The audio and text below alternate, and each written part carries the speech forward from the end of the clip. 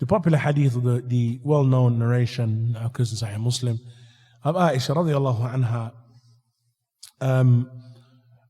When Aisha radiallahu anha, she said, كنت أغتسل أنا ورسول الله صلى الله عليه وسلم من إناء واحد. In fact, this narration, it was a narration that she mentioned after a question that was posed by Urwa.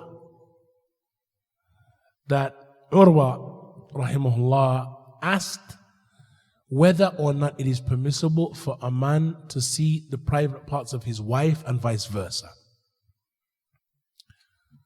And this is a question that was posed. And so Aisha radiallahu anha replied with this hadith. She said, كنت أغتسل, which again, ikhwan, indicates the type of relationship that they had. كنت أغتسل أنا ورسول الله صلى الله عليه وسلم من إناء واحد ونحن جنوبان. She said that I and the Messenger of Allah صلى الله عليه وسلم used to make ghusl from one vessel while we were both in the state of janaba, while we were both in the state of sexual ritual impurity.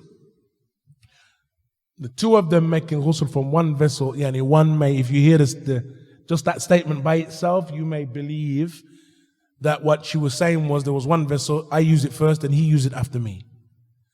But when we understand the context of her statement, that it was made after being asked whether it is permissible for a man to see the private parts of his wife and vice versa, she replied, and which indicates her noble character.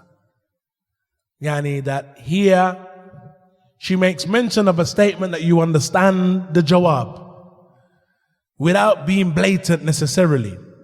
She said, I and the Messenger of Allah sallallahu alaihi wasallam, we used to make ghusl from one vessel while the two of us were in the state of janaba. But there's a riwayah, and it is a riwayah that is sahihah, that she mentioned yubadiruni, and he used to compete with me to take the water. Yani race to take the water first. وَأَقُولُ لَهُ دَعْلِي دَعْلِي, and I would say to him, leave some for me, leave some for me. What is the surah, ikhwan, that we have here? Is the surah a formal relationship? Leave the water, I am going to take it next. Make sure you leave some for me, and no, make sure you don't run the hot water out. Or was it a relationship of happiness and fun even and frolic between them? And they were, after having relations, junub, and it was a response to whether they can see each other.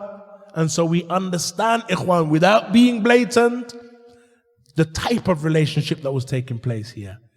This was love, happiness, affection, nearness, sadaqa, friendship, mahabba, shadida, yani, and joyful playfulness. And this was the household of the Messenger of Allah.